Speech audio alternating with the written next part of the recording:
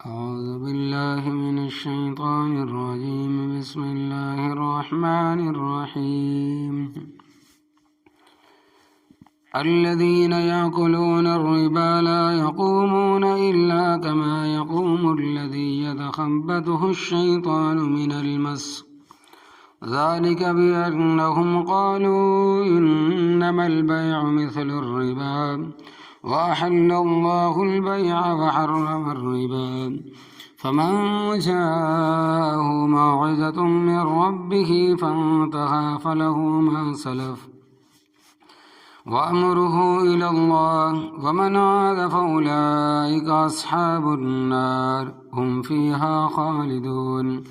يمحق الله الربا ويربي الصدقات والله لا يحب كل كفار أثيم. إن الذين آمنوا وعملوا الصالحات وأقاموا الصلاة وآتوا الزكاة لهم أجرهم عند ربهم ولا خوف عليهم ولا هم يحزنون. يا أيها الذين آمنوا اتقوا الله وذروا ما بقي من الربا إن كنتم مؤمنين، فإن لم تفعلوا فأذنوا بحرب من الله ورسوله وإن تبتم فلكم رؤوس أموالكم لا تظلمون ولا تظلمون. لفظی ترجمہ الذین وہ لوگ یاکلون جو کھاتے ہیں الربا سود لا یقومون نہیں کھڑے ہوں گے الا مگر کما یقوم جیسا کھڑا ہوتا ہے الذی وہ شخص یتخبطہ جس کو بدحواس کر دیا ہو الشیطان جن نے من المسی چمٹ کر ذالک بانہم یہ اس لیے کہ بے شک انہوں نے قالو کہا انما پختہ بات ہے البیع خرید و فروخت مثل الربا سود کی طرح ہے وأحل اللہ اور حالانکہ حلال کیا ہے اللہ تبارک و تعالیٰ نے البیع بیچنا وحرم الربا اور حرام کیا ہے اللہ تبارک و تعالیٰ نے سود کو فمن پس وہ شخص جاءہ جس کے پاس آئی موعظۃ النصیحت من ربہ اس کے رب کی طرف سے فانتہا پس وہ باز آ گیا فلہ پس اس کے لیے ہے ما سلف جو پہلے ہو چکا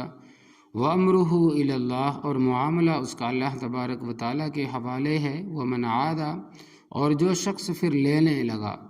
فاولئک اصحاب النار پس وہ دوزخ والے ہیں ہم فیہا خالدون وہ دوزخ میں ہمیشہ رہیں گے یمحق اللہ الربا مٹاتا ہے اللہ تبارک و تعالی سود کو ویربی الصدقات اور بڑھاتا ہے صدقات کو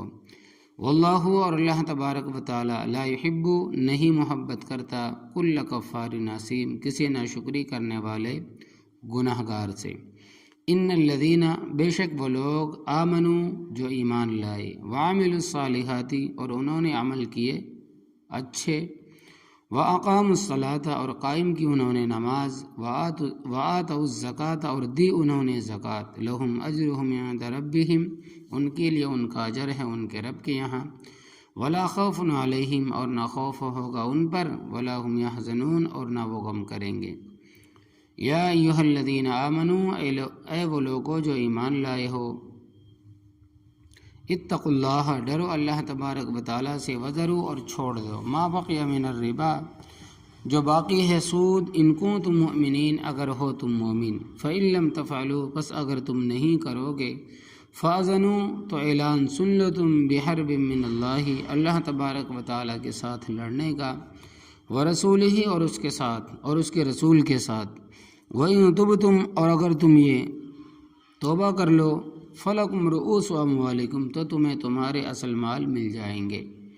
لا تظلمون نہ تم ظلم کرو ولا تظلمون اور نہ تم پر ظلم کیا جائے سود کی حرمت اس سے پہلی آیات میں صدقات اور زکوٰۃ کا بیان تھا بظاہر ان کے ادا کرنے سے مال میں کمی آتی ہے یہ نہیں جب تم نے زکوٰۃ ادا کی فطرانہ دیا یا عشر دیا تو جتنی رقم ادا کی اتنی رقم کم ہو گئی اسی طرح جو صدقہ و خیرات کیا جاتا ہے بظاہر مال میں تھوڑی سی کمی آتی ہے اور اس کے مقابلے میں سود سے بظاہر مال میں اضافہ ہوتا ہے۔ یہاں یہ بات مد نظر رہے کہ جب حضرت صلی اللہ علیہ وسلم کو نبوت ملی اس وقت نہ سود حرام تھا نہ شراب حرام تھی اور بھی بعض چیزیں حرام نہ تھی، مثلا مومن کافر کا نکاح جائز تھا۔ رفتہ رفتہ ان چیزوں پر پابندیاں لگتی گئیں۔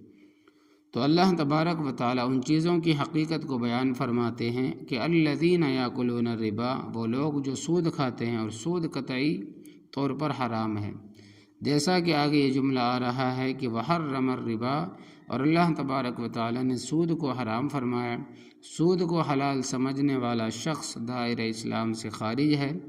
اور حرام سمجھتے ہوئے اگر ایسا کرتا ہے تو وہ گنہگار ہے۔ کیوں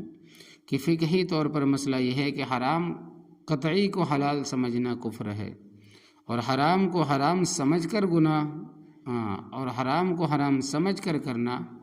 گناہ ہے۔ حدیث شریف میں آتا ہے کہ حضرت نبی کریم صلی اللہ علیہ وسلم نے فرمایا کہ جب کسی قوم کو دو روحانی بیماریاں لگ جائیں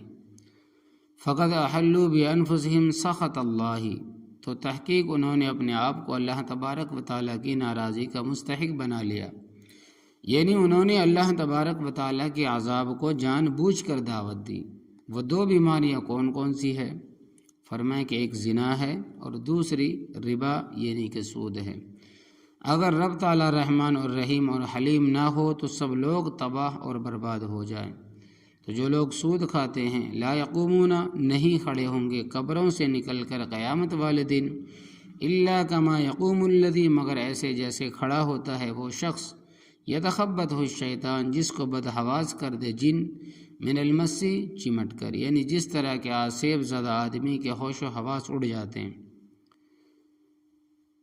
اسی طرح سود خوروں کی حالت ہوگی کہ جس وقت وہ اللہ تبارک و تعالیٰ کی عدالت میں پیشی کے لیے قبروں سے نکلیں گے تو وہ بدحواس ہوں گے۔ امام سرخسی رحمۃ اللہ علیہ فرماتے ہیں کہ اور دیگر مفسرین نے بھی لکھا ہے کہ جنات انسان کو تکلیف پہنچا سکتے، اور فرماتے ہیں کہ اہل سنت والجماعت کا اس پر اتفاق ہے، مگر آج کل اکثر لوگ وہم میں مبتلا ہیں کہ طبعی بیماریوں کو آسیب قرار دیتے ہیں، یہ جادو کہہ دیتے ہیں۔ یہ کمزوری عموماً ضعیف الاعتقاد لوگوں میں ہے، اور خصوصاً عورتوں میں، جب کہ کوئی تکلیف ہو تو کہہ دیتی ہیں کہ مجھے کسی نے کچھ کر دیا ہے، کوئی عورت پھر گئی ہے، فلاں ہمارے گھر آئی تھی، اس کے نتیجے میں مجھے یہ ہو گیا ہے، حالانکہ یہ سب وہم ہے اور غلط نظریے ہے۔ بے شک جادو حق ہے اور ہم اس کا انکار نہیں کرتے، لیکن ہر چیز کی کڑی اس کے ساتھ ملانا غلط ہے۔ شمائل ترمذی میں روایت آتی ہے کہ اور امام احمد بن حنبل رحمۃ اللہ علیہ نے اپنی مسند میں بھی ذکر کی ہے کہ ایک موقع پر حضرت عائشہ رضی اللہ تعالی عنہ نے فرمایا کہ حدیث و خرافتن، یہ خرافہ کی کیا بات ہے؟ یہ خرافہ کی بات ہے۔ حضرت صلی اللہ علیہ وسلم نے سنا اور فرمایا کہ خرافہ کیا چیز ہے؟ تو ام المؤمنین نے کہا کہ جو بات محمل ہو، یعنی کہ بیکار ہو اور سمجھ نہ آئے، اسے حدیث خرافہ کہتے، باقی مجھے حقیقت کا علم نہیں ہے۔ حضرت صلی اللہ علیہ وسلم نے فرمایا کہ خرافۃ اسم رجل، اصل میں ایک آدمی کا نام تھا، اثرت الجن، ان کو جنات اٹھا کر لے گئے اور کئی سال اس کو قید میں رکھا، پھر رہا کر دیا۔ جب وہ آیا تو جنات کی عجیب و غریب باتیں کرتا تھا جو لوگوں کو سمجھ میں نہیں آتی تھی، تو پھر جو بات سمجھ میں نہ آتی اسے کہہ دیتے کہ دا حدیث و خرافتین، چھوڑو یہ خرافے کی بات ہے، اور اسی خرافے سے خرافات کا لفظ نکلا ہے۔ تو اس روایت سے معلوم ہوا کہ جنات انسان کو قید کر کے لے جا سکتے ہیں۔ گم شدہ خاوند کی بیوی کا حکم، فرماتے ہیں کہ المدونۃ الکبریٰ میں روایت ہے کہ حضرت عمر رضی اللہ تعالیٰ عنہ خلیفہ تھے۔ ایک نوجوان خوبصورت عورت سامنے آ کر کھڑی ہو گئی اور کہا کہ حضرت میری طرف توجہ فرمائیں۔ حضرت عمر رضی اللہ تعالیٰ عنہ نے فرمایا کہ کیا کہنا چاہتی ہو؟ کہنے لگی کہ حضرت میرے خاوند کا پتہ نہیں کہ وہاں کہاں چلا گیا، اور یہ بھی بتا کر نہیں گیا کہ وہ کدھر جا رہا ہے، اور نہ ہی گھر کوئی خرچہ چھوڑ کر گیا ہے، اور میرے والدین بھی غریب ہے، میرے بارے میں کوئی حکم فرمائیں۔ حضرت عمر رضی اللہ تعالیٰ عنہ نے فرمایا کہ آج کے دن سے 4 سال تک انتظار کرو، جب 4 سال مکمل ہو جائے تو پھر 4 ماہ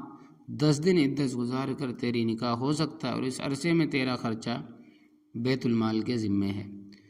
مفقود کے بارے میں حضرت عمر رضی اللہ تعالیٰ عنہ کا یہ فتویٰ بڑا آسان ہے کہ حضرت علی رضی اللہ تعالیٰ عنہ کا فتویٰ بہت سخت۔ وہ فرماتے ہیں کہ وہ آدمی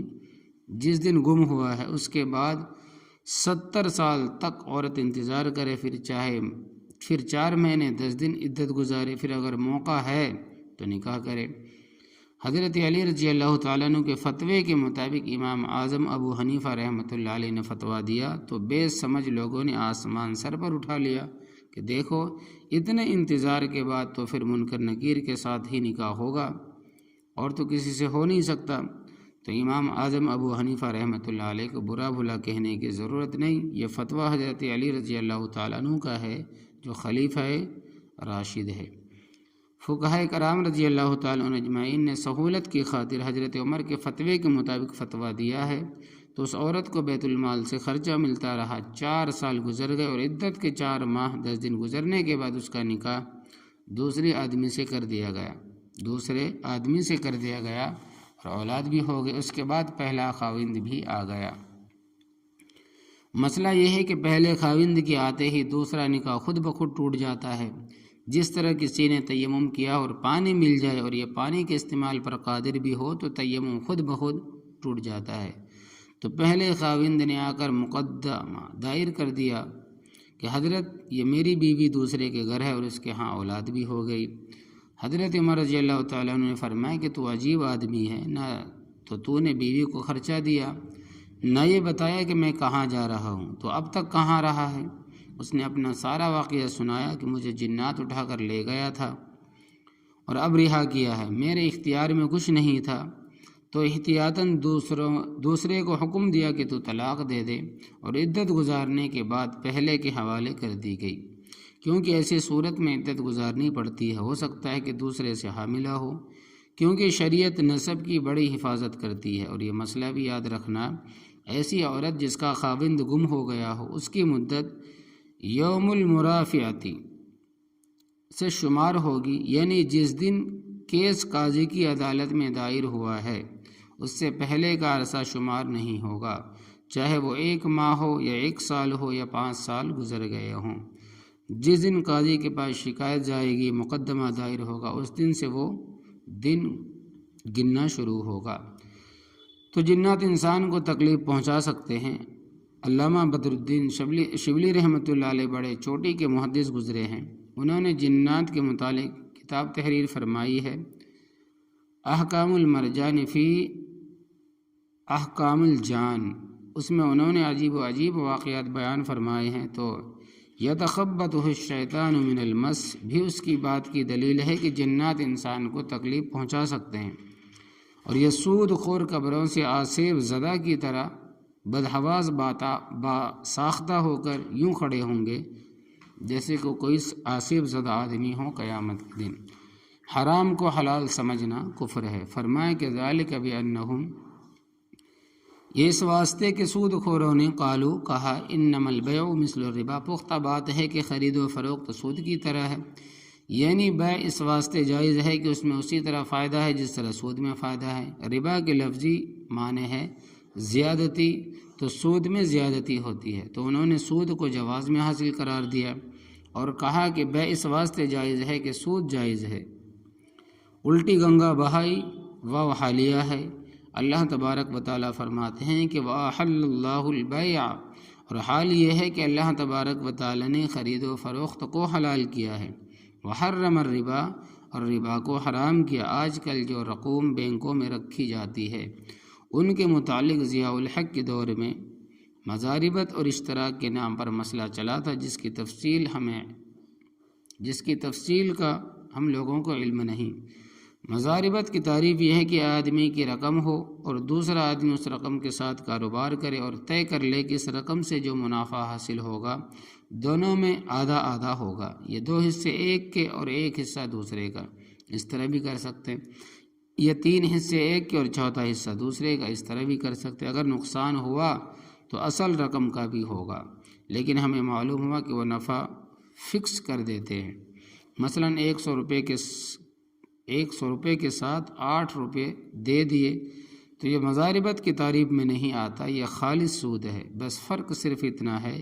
کہ پہلے اس کا نام خنزیر تھا، اب اس کا نام بقرہ رکھ دیا۔ البتہ اگر ایسی کوئی شک ہو کہ اس میں نفع و نقصان دونوں شامل ہے تو پھر یہ درست ہے۔ فما جاءہ موعظۃ، پس جس شخص کے پاس نصیحت آ گئی من ربہ، اس کے رب کی طرف سے، فانتہا، پس وہ سود لینے سے باز آ گیا، فلہ، تو اس کے لیے ہے، ما سلف، جو پہلے گزر چکا، یعنی نہیں سے پہلے جو کچھ کھا پی چکا اس پر کوئی گرفت نہیں ہوگی، یعنی اس کا تاوان نہیں دینا پڑے گا کیونکہ حکم اب نازل ہوا ہے۔ وَأَمْرُهُ إِلَى اللَّهِ، اور اللہ، اس کا معاملہ اللہ تبارک و تعالیٰ کے سپرد ہے، یعنی بخشش کرے یا نہ کرے یہ اللہ تبارک و تعالیٰ کا کام ہے۔ وَمَنْ عَادَ، اور جس نے اعادہ کیا ہمارے اس حکم کے نازل ہونے کے بعد، فَأُولَٰئِكَ أَصْحَابُ النَّارِ، پس یہ دوزخ والے ہیں، ہم فیہا خالدون، اور وہ ہمیشہ ہمیشہ دوزخ میں رہیں گے۔ ہم فیہا خالدون کے بارے میں مفسر کرام رحمۃ اللہ علیہ فرماتے ہیں کہ اگر وہ سود کو حلال سمجھ کر لیتا ہے تو پھر وہ ہمیشہ ہمیشہ دوزخ میں رہے گا، کیونکہ حرام قطعی کو حلال سمجھنا کفر ہے، اور اگر سود کو حرام سمجھتے ہوئے کھاتا ہے تو اس وقت خلود کا معنی کرتے ہیں کہ دیر تک دوزخ میں رہے گا، کیونکہ کافر نہیں گنہگار ہے۔ جتنی سزا رب تعالیٰ دے گا اس کے بعد پھر دوبارہ نکل آئے گا۔ یمحق اللہ الربا، اللہ تبارک و تعالیٰ سود کو مٹاتا ہے، ویربی الصدقات، اور صدقات کو بڑھاتا ہے۔ اسی مضمون کی ایک آیت کریمہ اس 21ویں پارہ سورۃ الروم میں آتی ہے، اس کی تفسیر میں حضرت مولانا شبیر احمد عثمانی رحمۃ اللہ علیہ لکھتے ہیں کہ سود بیاض سے گو بظاہر مال بڑھتا دکھائی دیتا ہے لیکن حقیقت میں گھٹ رہا، جیسے کسی آدمی کا بدن ورم سے پھول جائے، وہ بیماری یا پیام موت ہے، اور زکوٰۃ نکالنے سے معلوم ہوتا ہے کہ مال کم ہوگا، فی الحقیقت وہ بڑھتا ہے، جیسے کسی مریض کا بدن مسحل یا تنقیہ سے گھٹتا دکھائی دے مگر انجام اس کا صحت ہو۔ سود اور زکوٰۃ کا حال بھی انجام کے اعتبار سے ایسا ہی سمجھ لو، یعنی سود کو اس طرح سمجھو، ایک آدمی بیمار ہے اور بیماری کی وجہ سے جسم میں ورم آ گیا ہے اور وہ سمجھتا ہے کہ میں موٹا اور پہلوان بن گیا ہوں، یہ اس کی نادانی ہے۔ اسی طرح بظاہر سود سے رقم بڑھتی ہے لیکن اس کی تباہی کا سبب ہے، اور صدقہ و خیرات کو اس طرح سمجھو جس جسم میں فاسد مواد جمع ہو جائے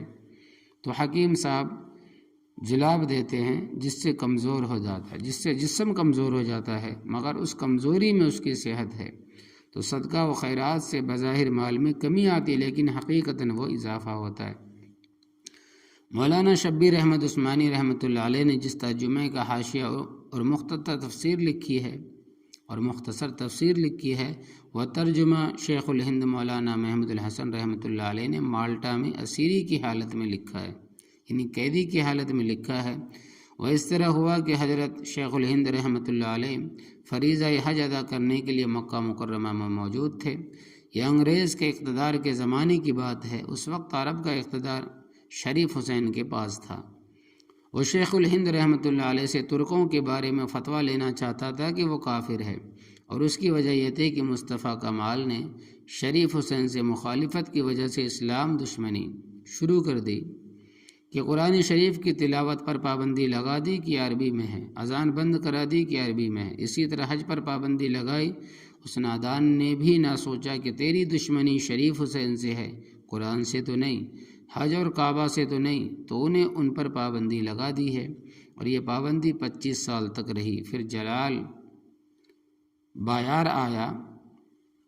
اس نے حج کی بھی اجازت دی اور تلاوت قرآن کی بھی اجازت دی۔ تو شیخ الہند نے فرمایا کہ میں ایک شخص کی نادانی کی وجہ سے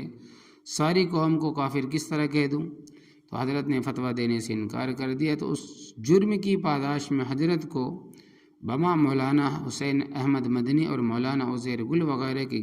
گرفتار کر لیا گیا اور ہندوستان کی انگریز حکومت کے حوالے کر دیا گیا۔ اب کئی سال مالٹا کی جیل میں رہے۔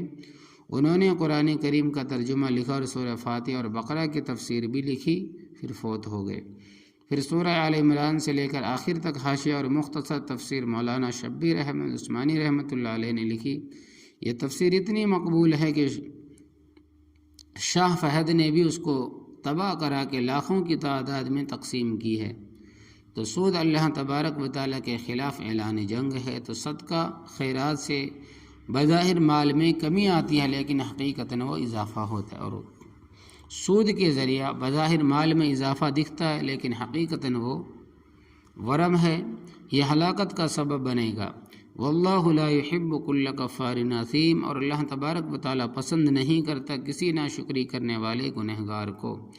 ان الذین، بے شک وہ لوگ، آمنو جو ایمان لائے، وعملوا الصالحات اور عمل کیے اچھے، واقاموا الصلاۃ اور نماز قائم کی، وآتوا الزکوٰۃ اور زکوٰۃ ادا کی، لہم اجرہم ان کے لیے ان کا اجر ہے، عند ربہم ان کے رب کے ہاں، ولا خوف علیہم اور نہ ان پر خوف ہوگا، ولا هم یحزنون اور نہ وہ غم کریں گے۔ یا ایھا الذین آمنوا، اے ایمان والو، اتقوا اللہ، اللہ تبارک و تعالیٰ کے غضب اور عذاب سے ڈرو، وذروا ما بقی من الربا اور چھوڑ دو جو باقی ہے سود، یعنی اس کے حکم کے نازل ہونے کے بعد جو سود کی رقم باقی رہتی ہے وہ نہ لو، چھوڑ دو۔ ان کنتم مؤمنین، اگر تم مومن ہو، فإن لم تفعلوا، پس اگر تم ایسا نہیں کرو گے، فأذنوا بحرب من اللہ ورسولہ، تو اعلان سنو اللہ تبارک و تعالیٰ اس کے رسول کی طرف سے لڑنے کا۔ جب یہ حکم نازل ہوا تو صحابہ کرام رضی اللہ تعالیٰ عنہ اجمعین نے کہا کہ لا نستطیع الحرب باللہ ورسولہ، ہم نہیں طاقت رکھتے اللہ تبارک و تعالیٰ اور اس کے رسول کے ساتھ لڑنے کی۔ تو یاد رکھو اس سے زیادہ سخت حکم قرآن کریم میں نازل ہوا ہے کہ وَإِن تُبْتُمْ، اور اگر تم توبہ کر لو، فَلَكُمْ رُؤُوسُ أَمْوَالِكُمْ، تو تمہارے اصل مال تمہارے ہی ہیں، البتہ اس کے ساتھ تم نے جو سود لینا تھا وہ نہیں لینا۔ لا تظلمون، نہ تم کسی پر ظلم کرو کہ اصل رقم کے ساتھ سود لو، ولا تظلمون اور نہ تم پر ظلم کیا جائے کہ تمہاری اصل رقم بھی تمہیں نہ ملے۔ یہ سود کے بارے میں رب تعالیٰ کے قطعی فیصلے ہیں۔ افسوس ہے کہ اب لوگ تعویلیں کرتے ہیں اور علل اعلان سود کو حلال کہنے والے بھی موجود ہے۔ لا حول ولا قوت الا باللہ العلی العظیم۔ اللہ تبارک و تعالی محفوظ رکھے، ان کے شر سے بچائے، آمین یا رب العالمین۔